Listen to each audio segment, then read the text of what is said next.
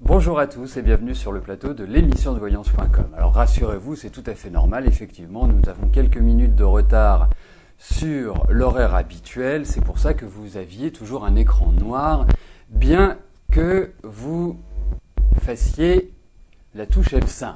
Voilà. Donc là, normalement, tout devient normal, vous me voyez, vous m'entendez, et nous allons pouvoir commencer l'émission. Juste avant de commencer l'émission, effectivement, demain, vous le savez, nous sommes le 21 décembre, c'est normalement la fin du monde. Alors, je pense que ceux qui n'ont pas assisté à l'émission du 9 novembre ou qui n'ont pas revisionné ou visionné cette émission, vous avez la possibilité de la voir directement sur la page d'accueil du site dans le fil d'actualité. Autrement, eh bien, si vous pouvez être présent demain, je ne ferai pas toute l'émission sur ce 21 décembre, mais je l'aborderai en introduction de notre dernière émission avant Noël. Voilà. Eh bien, autrement, par rapport au fonctionnement du site, parce que Chris disait, et c'est important de le relever, que le site buguait. Alors, le site peut bugger, bien évidemment. Je le répète et je commence à avoir l'expérience que l'informatique ne fonctionne jamais à 100%. Il fonctionne toujours pour une très grande majorité. Ensuite, l'émission, c'est pas comme ça naturellement que ça fonctionne. Et vous savez, ça passe par des canaux différents pour arriver jusqu'à chez vous. Ça part de l'endroit où je suis, ça va vers le serveur, vers mon serveur. Ensuite, ça va vers le serveur de votre fournisseur d'accès Internet qui vous le redistribue. Alors, il suffit que vous ayez une baisse de connexion pour que vous ne puissiez voir confortablement l'émission. Et cela m'est arrivé il y a une quinzaine de jours où, effectivement, j'ai une grosse baisse de débit. Et là, malheureusement, on ne peut rien y faire. Voilà. Donc, eh bien, je vais commencer tout de suite à répondre à vos questions. La première question m'est posée par Valérie. Valérie, bonjour. Votre grand-mère est entrée en maison de retraite il y a 3 semaines et aimerait rentrer chez elle dès qu'elle ira mieux. Elle a eu un AVC au mois d'octobre. Va-t-elle retourner chez elle ou accepter de rester à la maison de retraite ?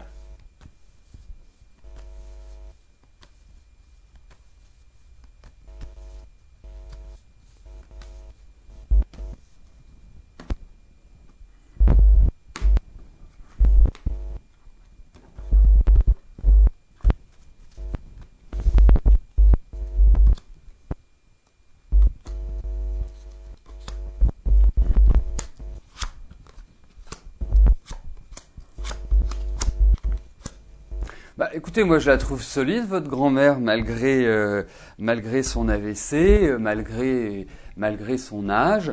Je trouve que c'est une personne qui a beaucoup de tonicité, à mon sens. Ensuite, effectivement, je trouve, alors même si c'est pas forcément tout de suite, au-delà de cet AVC, je pense que cette année a été quand même très épuisante pour votre grand-mère. Vous savez, il y a des moments dans la vie où on prend un petit coup de vieux et je pense que c'est le cas pour elle. Ensuite, moi je trouve qu'elle va retrouver une certaine aisance au fur et à mesure qu'elle avancera dans l'année 2013. Mais effectivement, je pense que ça va passer par des discussions, des pourparlers. Elle en a envie. Je pense que ça peut lui faire le plus grand bien. À l'heure actuelle, ce n'est pas forcément envisageable. Mais je vous dirais une chose, c'est que je pense qu'elle a de fortes chances de retourner chez elle, ou en tout cas d'avoir une solution autre que de rester dans cette maison de retraite. Donc pour moi, je dirais, ça me paraît positif.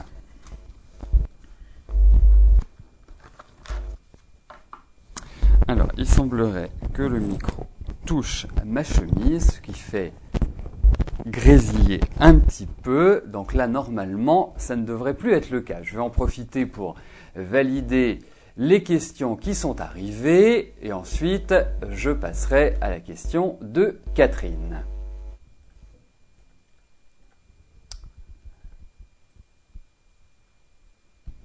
Catherine, bonjour. Comment va évoluer votre relation avec Marc? Vous le connaissez depuis 8 mois.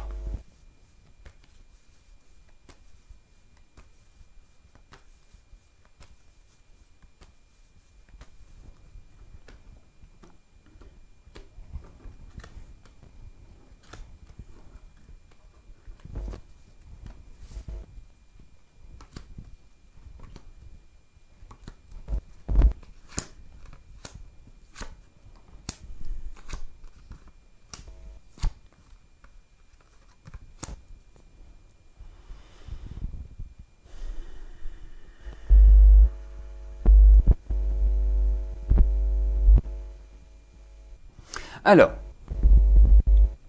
pour déterminer si cette relation va marcher, va fonctionner, va vous permettre, je dirais, de vous épanouir, il faut quand même regarder un petit peu votre passé affectif. Et je pense que votre passé affectif est assez riche, dans le sens où vous avez vécu de nombreux changements. C'était un petit peu une sorte de roue libre. Il y a eu pour vous une difficulté à vraiment stabiliser les relations ou à les rendre pérennes. Ensuite, moi je trouve que avec l'âge, on apprend parce que effectivement, vous avez une personnalité qui est assez forte, vous avez quand même vécu de nombreuses tensions sur le plan affectif et quelque part, moi je ressens Marc comme étant quelqu'un qui a vécu ces 3-4 dernières années une sorte de changement assez radical, j'oserais dire une fin du monde pour lui qui a laissé la place à une sorte de redémarrage, de nouvel élan. Alors il est dans cette phase de changement, tout n'est pas encore complètement, je dirais, toute l'évolution nécessaire n'est pas encore faite. C'est quand même quelqu'un qui a besoin d'énormément d'autonomie et d'indépendance, mais ça, je trouve que c'est très positif parce que de votre côté, vous êtes pareil. Donc, pour moi, je ressens aussi une certaine fragilité physique chez Marc, hein, même s'il a que 53 ans. Je ressens des problèmes au niveau du mouvement, au niveau de l'ossature. Il y a des choses ou des dents. Il y a quelque chose qui m'interpelle par rapport à ça. Je trouve également que ça manque un peu de chaleur, cette relation. Hein, je trouve que même si vous allez trouver un équilibre ensemble, ça me paraît pas non plus être débordant. Voilà. Je trouve que vous avez une certaine complémentarité. Je trouve aussi que c'est pas forcément quelqu'un qui est commode dans le sens où c'est pas toujours une personne qui est dans la communication ou qui est dans l'échange. Il y a une très grande nervosité chez lui et c'est une nervosité intérieure sous des airs, je dirais, impassibles. Donc, pour moi, je dirais, je ne trouve pas que ce soit une relation, voilà, qui est idéale ou adaptée pour vous, mais c'est une relation qui a l'air de, je dirais, de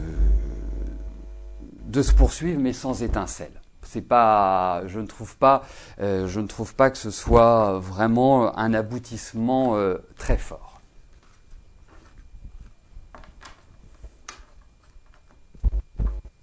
C'est assez instable en fait. C'est assez en dents de scie. On a du mal à avoir des perspectives. On a du mal à se caler en fait dans cette relation.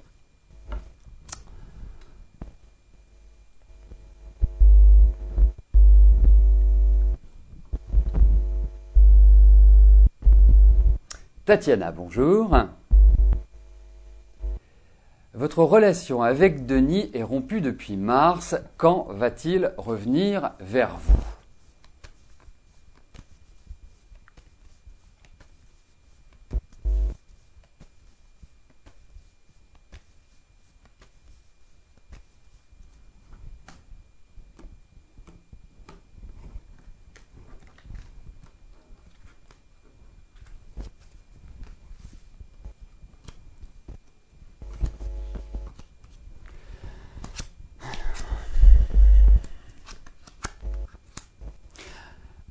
Alors, il y a plusieurs choses. C'est que, déjà, je vous sens rediscuter ensemble, échanger, même si je trouve que Denis n'est pas un homme avec lequel il est aisé d'établir des relations stables et durables. Hein. Je pense que effectivement, il a pris, au niveau certainement professionnel, il a pris un nouveau départ cette année. Mais je sens quand même une certaine, je ne sais pas si on peut appeler ça de la colère, mais un agacement, une irritation, quelque chose qui n'a pas été digéré en quelque sorte. Et donc pour moi, n'attendez pas, à mon sens, de miracle de sa part, ou en tout cas une reprise de relation qui vous permette d'être heureuse avec lui. Non, je pense plutôt que c'est certainement quelqu'un d'intéressant sur le plan amical, mais sur le plan amoureux, sur le plan affectif, je ne pense pas qu'il puisse vous apporter une sorte de sérénité ou d'épanouissement amoureux. Ce n'est pas le sentiment que me donnent ces cartes-là, mais pour moi, oui, il y a cette idée de retour, il y a cette idée de discussion, mais reprendre avec lui, vous allez vous retrouver encore dans une situation qui n'est pas simple. La vie n'est pas simple avec Denis. C'est quelqu'un qui est très, très particulier d'une certaine manière. Donc, pas facile de construire avec lui, malheureusement.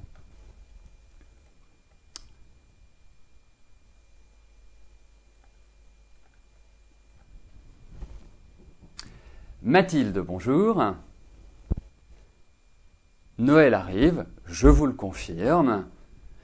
Vous allez voir votre beau-frère Daniel pour avoir quelques nouvelles car il ne répond pas à vos messages. Est-ce que cela va bien se passer ?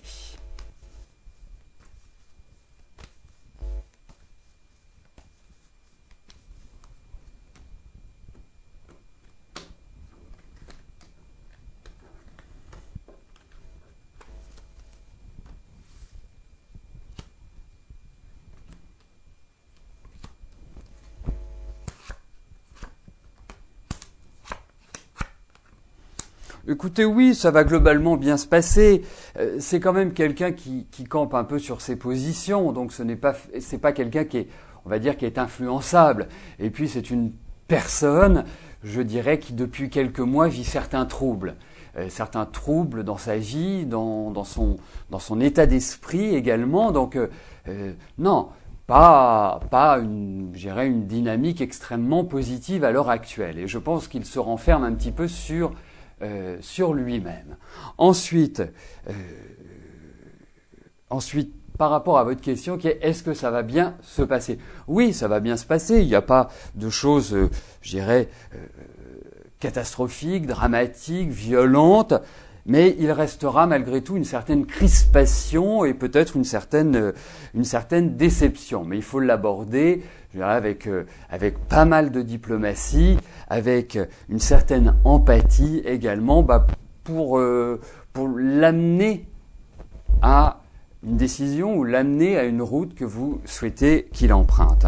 Donc, pour moi, je dirais, ça va bien, ça va se passer correctement, quoi. Il n'y a pas d'esclandre, il n'y a pas de ceci, il n'y a pas de cela. C'est plutôt, c'est plutôt factuel comme rencontre. Ça fait très rencontre professionnelle pour une rencontre familiale.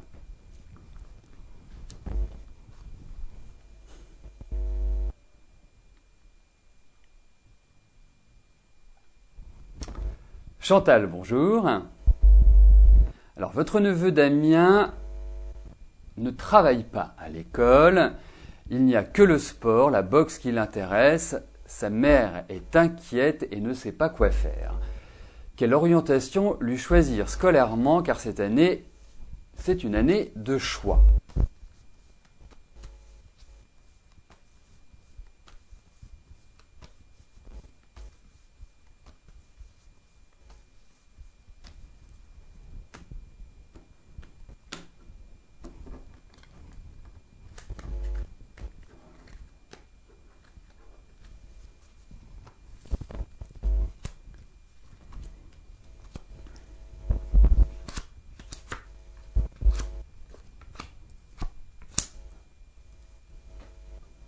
Alors,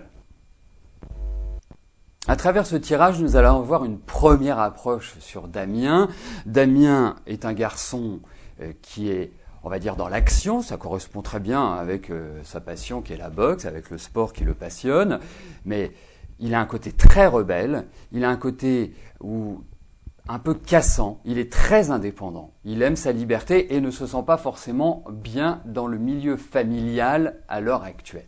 Alors effectivement, il a 15 ans, il est jeune, il a beaucoup de choses à découvrir, c'est quelqu'un qui a quand même de l'ambition, qui a envie de réussir, qui a envie de gagner de l'argent et qui aime les belles choses. Donc ça va motiver. Il est toujours un peu, j'oserais dire, borderline. Borderline, c'est d'une certaine manière, il est toujours à la limite des situations. C'est quelqu'un qui n'accepte pas les ordres, c'est quelqu'un qui n'accepte pas les conseils, mais là, est quelqu'un qui est extrêmement nerveux et qui peut avoir des manifestations pas toujours très contrôlées, on va dire.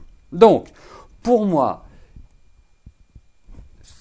vous allez dire, c'est facile peut-être à dire pour moi, mais pour moi, j'ai pas d'inquiétude pour Damien. C'est quelqu'un qui a de l'autorité, c'est quelqu'un qui a de la volonté, c'est quelqu'un qui a du dynamisme, c'est quelqu'un qui va de toute façon vraiment prendre un nouveau cap cette année. C'est très étonnant parce que vous me dites que c'est une période de décision et on retrouve l'évolution. Donc, même si je n'ai pas d'informations sur l'activité, lui ce qu'il veut c'est gagner de l'argent.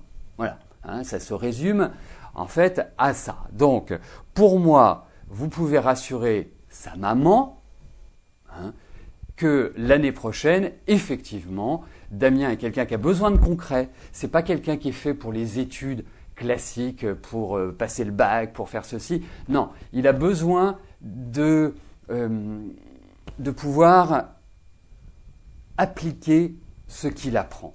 Et je pense que ça ira vers une orientation de formation ou une orientation. Et s'il aime le sport, pourquoi ne pas s'investir dans le sport, hein, ça lui convient très bien puisque dans son travail, il a besoin d'être autonome, il a besoin d'être mobile, c'est quelqu'un qui ne reste pas en place.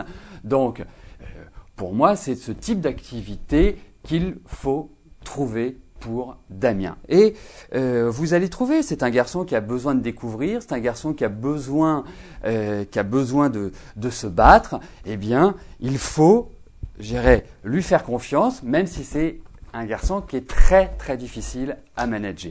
Il va faire son expérience, il aura des chutes, mais c'est quelqu'un qui est dans la construction, c'est quelqu'un qui est dans l'envie d'y arriver, donc il se donnera les moyens pour cela. Et c'est même quelqu'un qui pourrait, voyager ou en tout cas se déplacer énormément. Voilà. Alors, sachez une chose, c'est qu'on peut effectivement aller plus loin dans l'orientation professionnelle. Quand on évoque le cas des enfants, j'aime le dire que ce soit en numérologie ou en astrologie, nous pouvons aller vraiment plus loin et décrypter les grands événements, les grandes tendances, les grandes orientations pour les enfants. Mais ça, on ne peut pas le faire dans le cadre de l'émission, on n'a pas assez de temps pour ça. Et puis je dois préparer également en amont. Mais bon, il n'est pas facile, mais il s'en sortira. Elisabeth, bonjour. Vous êtes en dossier de surendettement et vous vouliez savoir quand je vois la vente de votre appartement. Très bien, nous allons regarder cela tout de suite.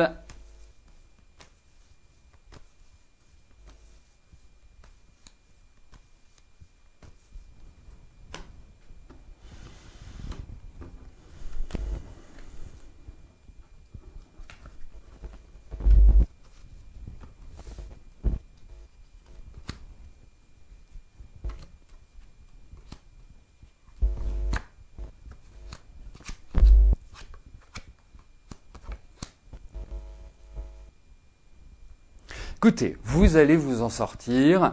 Je pense que la vente de la maison va intervenir dans l'année. Pour ma part, j'ai quand même le sentiment que depuis, on va dire entre 3 et 6 ans, 3 et 6 ans, vous accumulez les difficultés et d'une certaine manière, eh bien, vous prenez l'eau de plus en plus. Mais je pense que cette période est terminée. Alors effectivement, ça ne va pas forcément être au début de l'année que vous allez retrouver une certaine quiétude. Malheureusement, j'aimerais vous dire le contraire. Mais je pense que quand vous arriverez au beau jour, printemps-été, vous serez beaucoup plus sereine et je pense que c'est à partir de là que la vente pourra se faire ou en tout cas que vous pourrez retrouver un certain équilibre sur vos finances. Je pense que votre mari se sentira mieux l'année prochaine qu'il ne l'est depuis 3-4 ans.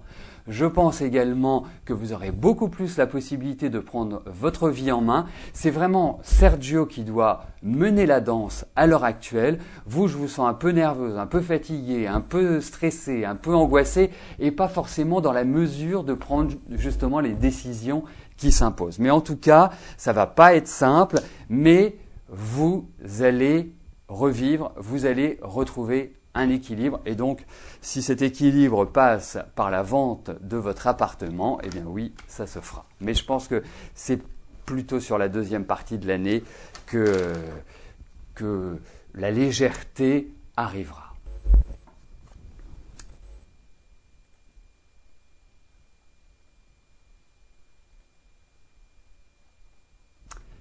Eh bien écoutez, le temps passe vite, nous arrivons aux 2 dernières questions de notre émission, en sachant que n'oubliez pas, demain nous ferons une émission spéciale fin du monde, en tout cas j'espère que nous pourrons la faire, que nous serons toujours là pour la vivre. Et donc, je ferai une intervention justement sur les aspects astrologiques du 21 décembre et puis une présentation, je dirais, beaucoup plus résumée que celle que j'avais faite sur le 21 décembre, le 9 novembre dernier. Et vous avez la possibilité également de la réécouter en vous rendant sur la page d'accueil du site, bien évidemment, après l'émission. Alors, l'avant-dernière question m'est posée par Claudine. Claudine, bonjour. Est-ce que je vois votre fille Morgane rencontrer l'homme de sa vie ?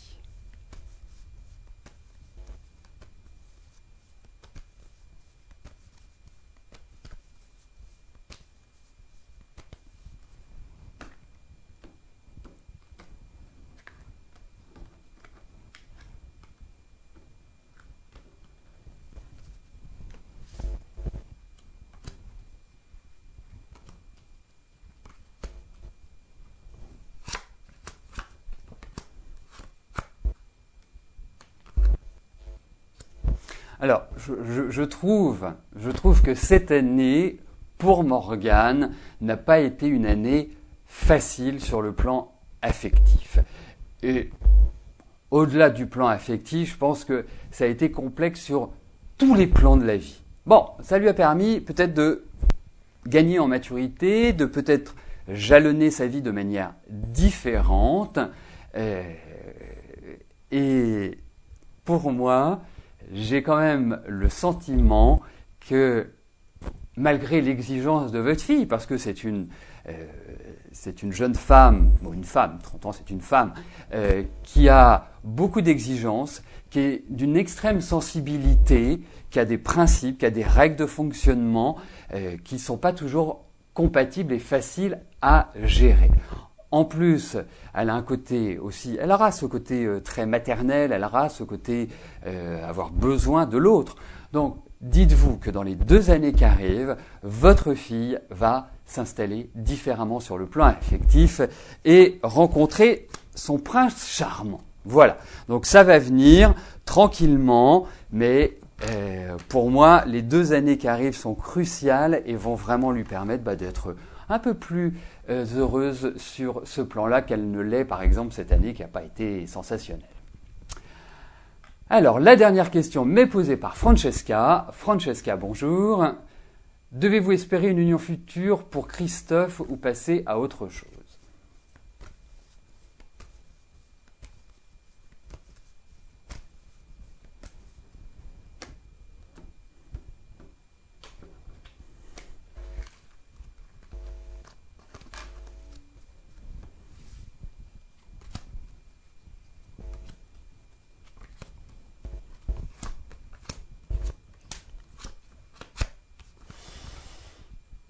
Écoutez, les cartes nous indiqueraient que il faut patienter, il faut attendre parce que je trouve qu'il y a beaucoup d'affection. Vous êtes très, vous êtes amoureuse. Hein, on doit appeler un chat un chat. Je pense aussi. Alors, le petit point qui va être un peu sensible, c'est que je trouve que Christophe est une personnalité aimant sa liberté avec l'envie de s'installer affectivement, mais il est très partagé parce qu'il aime tellement sa liberté, il aime tellement pouvoir faire ce qu'il veut que ce n'est pas forcément compatible avec une vie normale sur le plan affectif. Alors, je pense qu'il rentre dans une période qui est très importante sur ce plan-là. Je pense également que vous entrez dans une période décisive de votre vie sentimentale, de votre vie affective. Eh bien, écoutez, moi, au vu de ces cartes, je dirais de patienter. Je n'ai pas l'impression qu'il faille passer à autre chose pour l'instant. On a quand même des cartes qui sont très positives, Francesca. Mais ne soyez pas trop exigeante avec lui, à mon sens. Donc, nous arrivons au terme de notre émission. Je vais vous rejoindre dans quelques instants sur le chat et je vous donne rendez-vous demain, même lieu, même heure. Merci pour votre fidélité, pour votre confiance. Bye bye.